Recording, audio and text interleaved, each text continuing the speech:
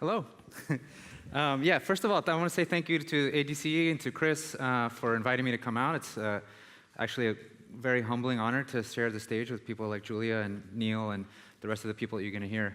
I want to start before I get into the talk and kind of echo and acknowledge everything that we heard before, and I think me and Chris's setup was I couldn't agree with more. I've been working in the industry for about 17 years, and the only constant has been change in the marketing industry. And I think at this moment, too, we find ourselves facing a lot of constant change. And what is it going to mean? What are we going to do? I do want to say, though, if you're in the creative industry, or if you're a creative, which I think everyone here probably is, that should be really exciting, because that means that you're always going to have a job if marketers don't know what they're doing. You need them to need you. You need difficult clients. You need that job to be really difficult to do and to figure out, because I think only creative people are the ones who can save us from that. So the chaos is good. So yeah, again, my name is Rey Andrade. I'm a creative director at 72andSunny in Amsterdam. And I'm here to talk to you about the subject of diversity. And I think sometimes when you hear that word, it sounds a little bit like a vitamin, right? Like it's something that I know that's good for me and I should do it, but it feels maybe a little heavy. And I don't disagree with that. I'm going to hopefully get to the candy part of diversity, but I need to start with the vitamin part first. But I believe, and we believe, and one of our missions at 72andSunny is to, and we just announced this last year, is to diversify the creative class. So which means is to expand and diversify and bring more voices into the creative industry. We know that that's a good thing, and there's a moral imperative for that, to have more voices, but it's also a really powerful thing. And you know, we recognize that there were a lot of people who, and especially young people, who didn't even know that the creative industry was an option for them. They didn't even know anything about it. That was similar for me. I was an artistic kid, but had never met anyone who did anything creative. So we want to change that, and that's a very moral and a good thing to do out in the world. But it's also a very powerful thing, and I think the setup that Neil did earlier was fantastic, and I was like, this is a perfect setup for what I'm going to do, which is to talk about chaos and collisions and a little bit of that messiness. And I think diversity kind of inherently brings that to your process and to your organization. So creativity is really fueled by this thing, and that's a little bit what I'm going to talk to you about today, and actually get a little more specific about what it means and how it works within an organization. But before that, a little bit of the vitamin part, right?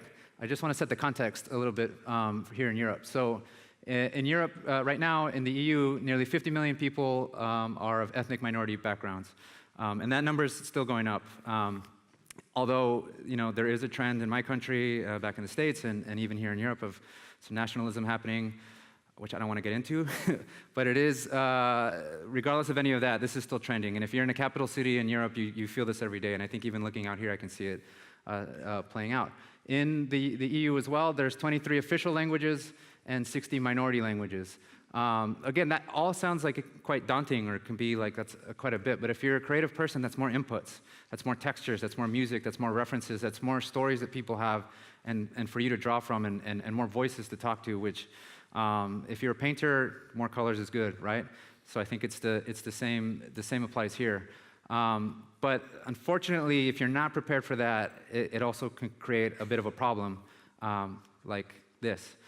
And so I don't know if some of you aren't familiar with this.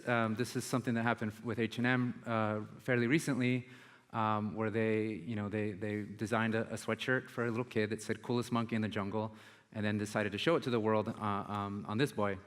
And I just want to say out the gate, like, I'm not standing up here trying to vilify anyone who worked on that or say that they're bad people, and I don't think that H&M as a corporation is nefarious and trying to do bad things, but this is a really obvious example of how, if you don't have a really diverse organization or have enough representation in your organization, something like this can happen.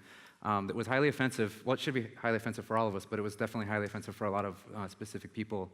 And I think if you have an organization that's representing a lot of different cultures, something like that's probably not going to happen, because most of us, if you're working for brands, you realize that there's like hundreds of people, even if you're doing the smallest thing, how many people see it and approve it and work on it. So something like this definitely got in front of a lot of people, and at no point during that process did somebody say, hey, maybe this is not such a good idea, maybe we should change that. And they paid for it. You know, there was a massive backlash, and they got a lot of press that they weren't really hoping for. And again, it's a really innocuous and almost innocent kind of mistake. Like, I have 2 kids. I call them all kinds of things like that. We like to refer to little kids as animals.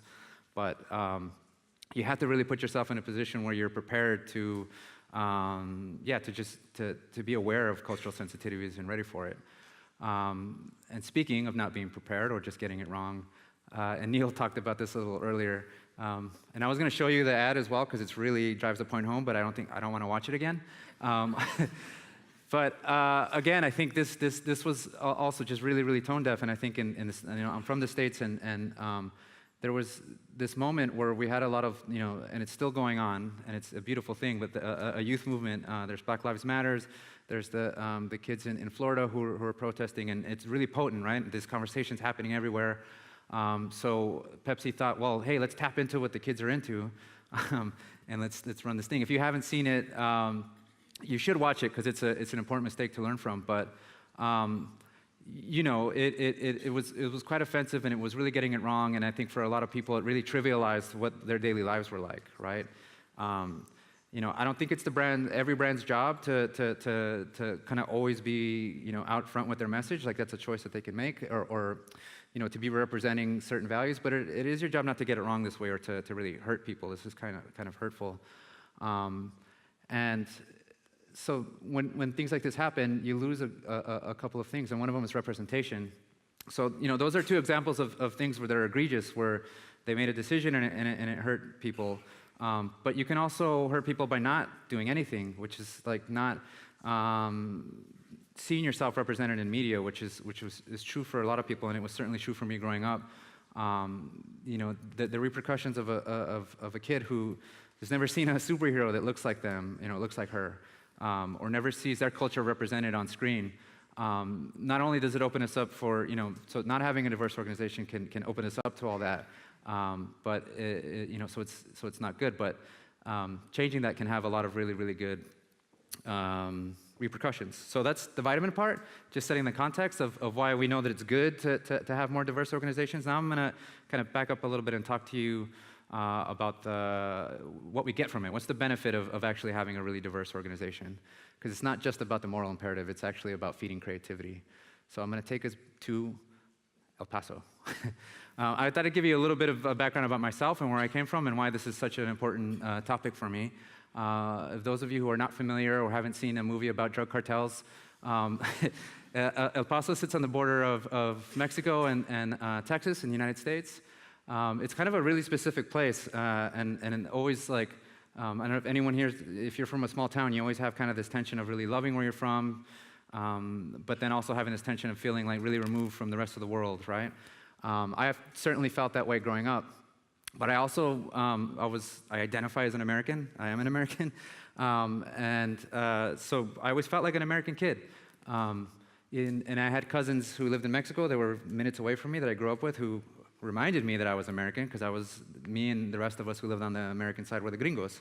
And you know, we were living very different realities, but we very much identified as American. But it was a little weird. So this photo can kind of illustrate that really clearly. This is a picture, I think it was 1983. That's me and my sister and my dad. What you can't see in the photo is that we're actually at a roller skating rink. So I'm wearing roller skates as well, which makes it even stranger. Which was a super popular thing in the early 80s, where kids would go to have birthday parties or just go skate and listen to really bad 80s pop music and dance in circles. It was a mega American thing. It wasn't happening so much on the other side of the border. But that kind of paints a little bit of a picture of how I grew up. So because of that, of where I lived, I was just as likely to have heroes like this as I was like him, Jorge Campos. I grew up with these things right alongside each other, and because El Paso is almost 85% Hispanic or Latino, you feel American and you never really question that because everyone around you, there's no tension, there's no contrast. Everyone is American and everyone's living the same similar experience, but it's just a little bit different. So I was also just as likely to listen to these guys, also because I had a really interesting older sister who had really good taste in music. and to listen to this guy, Juan Gabriel. And all these things were living right alongside each other, and I had no idea that this was unusual. I thought this was just the American experience. But again, was very much watching American content on TV, watching basketball on cable television, and then watching the Pumas play on Univision. And they lived very comfortably next to each other, and I never really thought that I wasn't American. I just thought this was the experience that I was having. I wasn't a super introspective kid, I guess. But we celebrated all the American holidays like everyone else. We had Christmas just like everyone else, and we had Thanksgiving even, except our Thanksgiving was a little different. We also had tamales, and tortillas next to them. So it was always this kind of like mixed up reality that I was going up with. And when I made the transition, I went to art school and then decided I found somebody was smart enough to point me into advertising, and I did an internship at a Hispanic market agency in Texas. And which was great. It was super eye-opening. I loved the culture of it. I loved that we get to do this job, that it mixed up my interests of writing and design and film and music. All that was mixed up in the same place. But there was this decision that got dropped on me right away. Was you can decide with your background to work in a Hispanic agency and do stuff just for for the Hispanic market, or you can work at an American agency and do bigger work. You'll have a lot more luck going to a Hispanic agency. They'll hire you right away because of where I went to school and the work. Or you can, duke it out in the general market agencies. And I really resented that choice because up until that point, my experience was that I'm 100% American, and this is also part of my culture. And this is also kind of what the promise of the States was, but it wasn't playing out that way for me. So I decided I wanted to do work on the biggest stage possible, and I didn't want to narrow and only do stuff to a specific market, because that also didn't reflect my truth and where I was coming from. And I did that for a lot of years. I worked in the States, and there was a point after about 10 years of working on marketing for gaming, so I did a long time doing Xbox and Activision and Halo and all these games. I was in a meeting and I was in a creative review, and I realized that I was sitting with a bunch of other dudes, and I say dudes because they were guys, and we were all kind of laughing at the same jokes, like sharing the same, we all had the same interests and liked the same music, and I realized all of that feels really good because it's nice to be making stuff with your friends and all laughing at the same things. I thought maybe we're missing a few inputs here, we're not, this is actually quite narrow. If we're in the industry that's supposed to be, highly creative and innovative, we're approaching this process very narrowly and just kind of making the room very comfortable for ourselves and filling it with people who dress the same way that we do. So at that point, I started looking for other places that maybe where my actual voice could come through a little bit, and my experiences could come through a little bit, and where I could sit across more women, but also people from different backgrounds. And that's what brought me to 72andSunny, and it's been a big part of 72andSunny's mission for a long time. So I'm going to transition now, and because I think so far I've been giving you kind of our mission of diversifying the creative class, but I want to give you a little more tangible, what does that actually mean and how does that play out? And the best way for me to do that is to talk about Jurgen and Casey. And so Jurgen and Casey are two writers that I get to work with at the moment, and they're really talented and generous. They're talented because they're talented. They're generous because they let me do this and exploit them and share a bunch of details that I'm about to share. But I want to give you just a little insight of what that actually plays out like when we have a more diverse team and we have people that don't literally look like each other, but haven't shared the same backgrounds and experiences and all that. So I'll tell you a little bit about the two of them. So Jurgen is from Norway. He's Norwegian, from just outside of Oslo. And Casey is from Kuala Lumpur, Malaysia. For both of them, English is not their first language. For Jurgen, his first language is Norwegian, but he also speaks English. These are both writers, mind you, so and oftentimes they're writing in English, but it's not the first language for them. Casey speaks English and Malay and Mandarin and Cantonese. So she's not taller than Jurgen, but she's got him beat on the language game.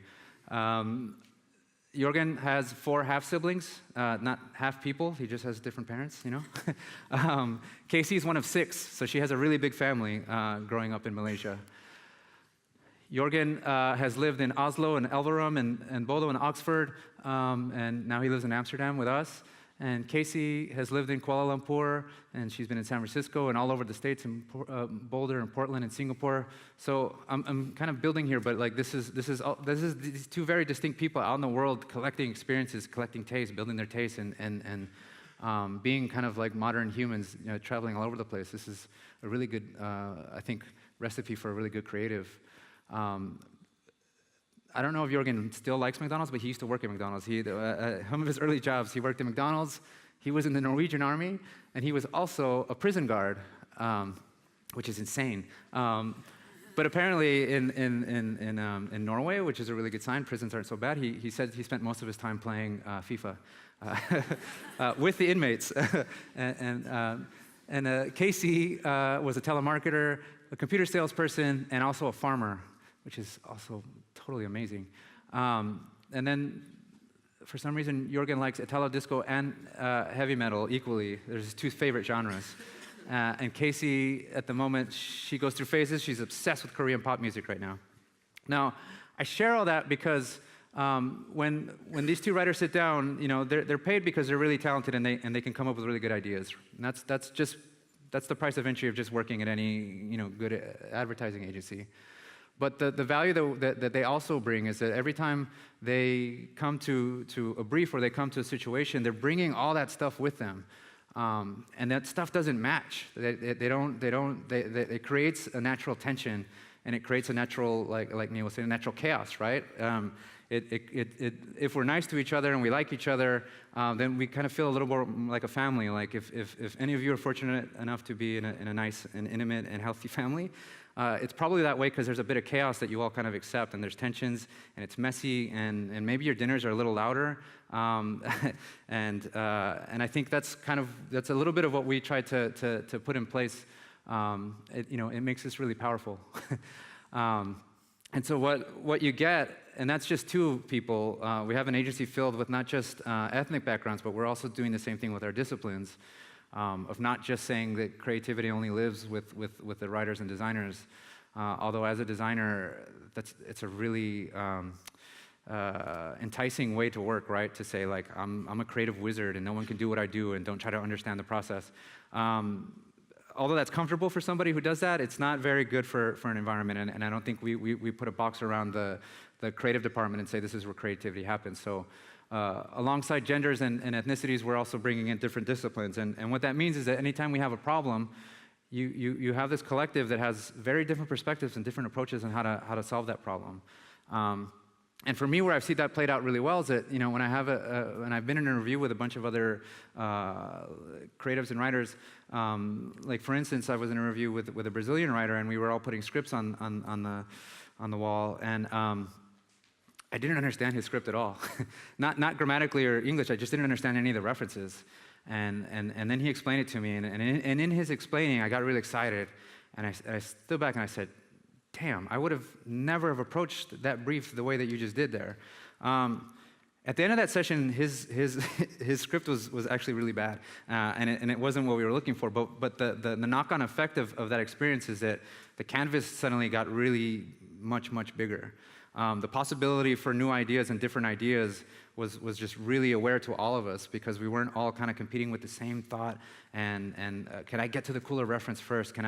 I'll put the more interesting, maybe my joke's a little better. But actually, a lot of those mistakes and a lot of those weird things that I don't understand, they're opening up your perspective a little bit, you know? So your peripheral just gets much wider. And you're challenged in a much different way. And it's not a competitive thing, it's actually, it's a learning thing, which is highly potent. So at our office, this is a picture of a bunch of us with, some of us have dicks on our face. But we have this big mix-up of people, and it's fantastic. And specifically, we have 170 people in Amsterdam, and 31 nationalities, and 22 languages. So it's something that we kind of, that we knew about much earlier, but we said, this is what's making the work here much more interesting. It's why I think that you can't really put a specific flavor on the work that comes out of our office. Like, I love that about it, that no one can really say, oh, that's definitely a 72andSunny Amsterdam thing. It looks like it, it feels like the voice is that way, because it just doesn't. And I love it at work, like, there's always so much going on and other activity, and obviously I can't work on every brand. But I can see teams doing things, and it's always like I'll know the client, and I'll have a sense of what the brief is, and then I see what they actually make, and I'm like, I would have never gone there. I would have never gotten to that.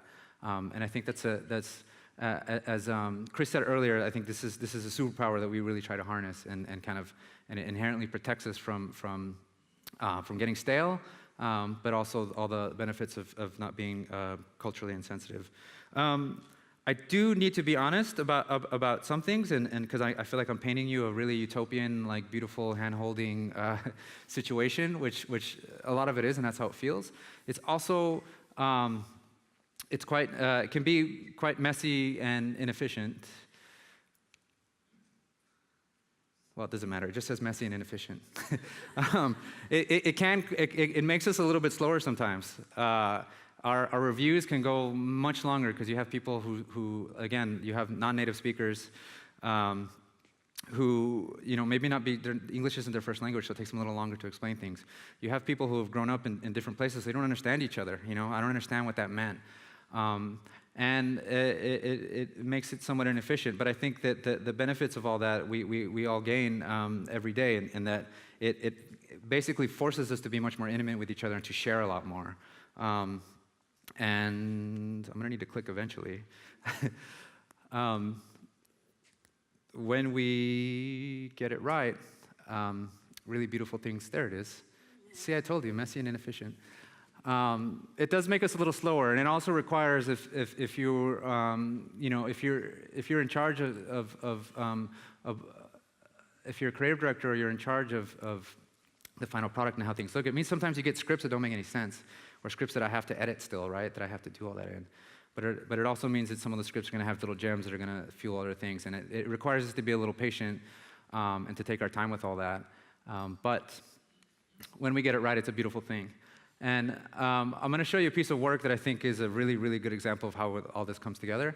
But I think there's also a little anecdote that it has nothing to do with any of the work, but it's just something I've really felt like sharing. So in 2016, on the morning of November 7th, I found out that my country was changing in a really drastic way, in a really scary way for me, because Trump had just been elected. And I went to work in Amsterdam, and for a lot of us Americans, it was a really emotional day because suddenly, where I was from was changing really rapidly, and it was really, really scary, and it still remains somewhat scary.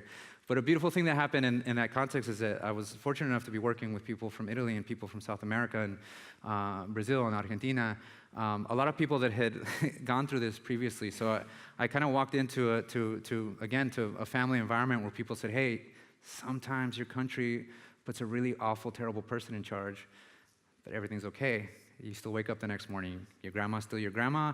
Everything still happens. You're going to get through this. It's going to be okay. And I had thought that being so far away would make it even heighten the sensation of all that, but actually being around a bunch of people who had similar experiences was a really beautiful thing.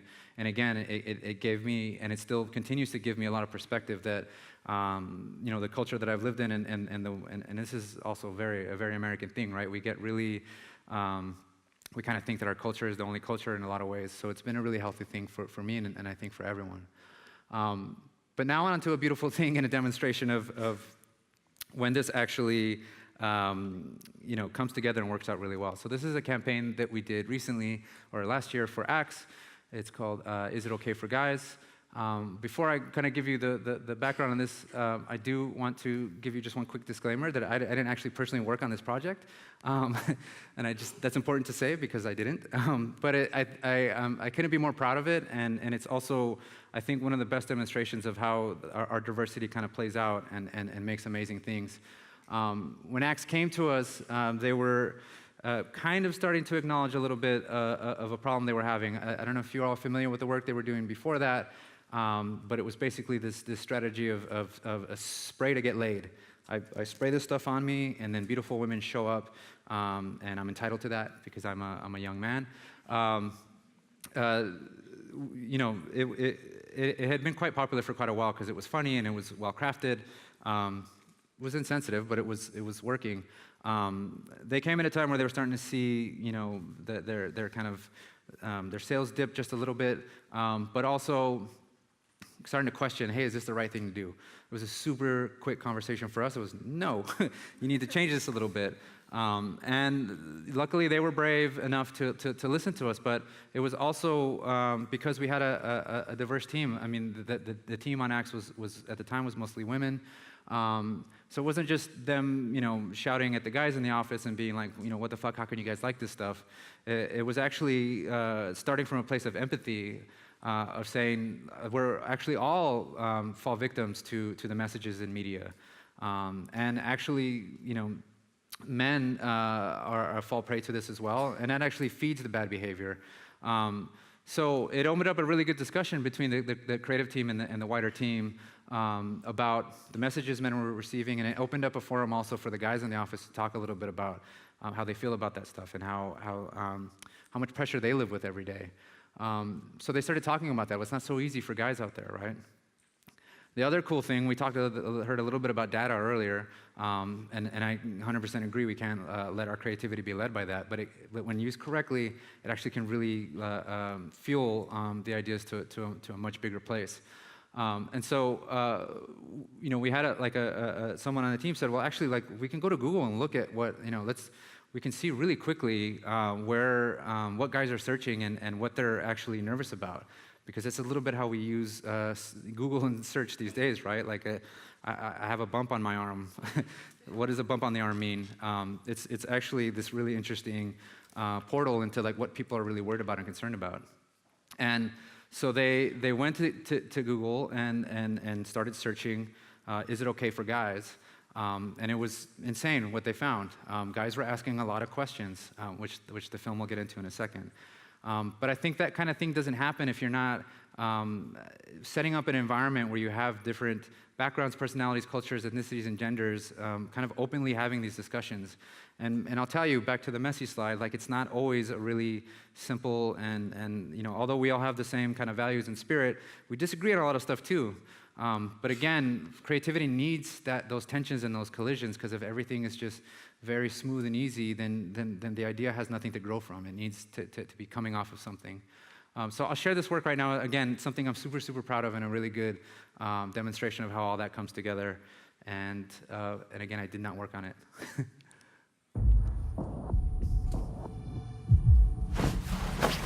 Is it okay to be skinny? Pass the ball, bro. No.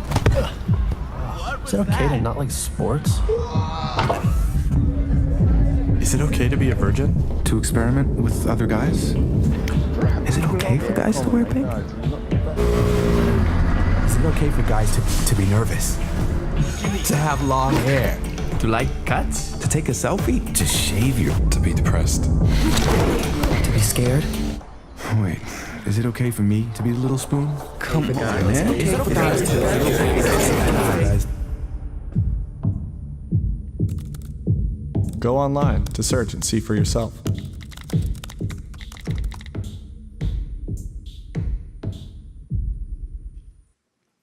Cool.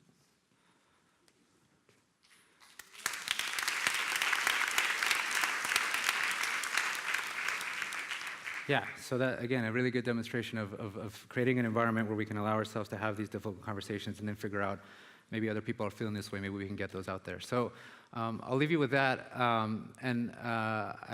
Again, thank you so much. And I hope that this makes you feel a little more optimistic about the unsure future that we all have. I think if we all work together and listen to everyone's voices, then we're going to be well suited for some really, really, really interesting work. So thank you.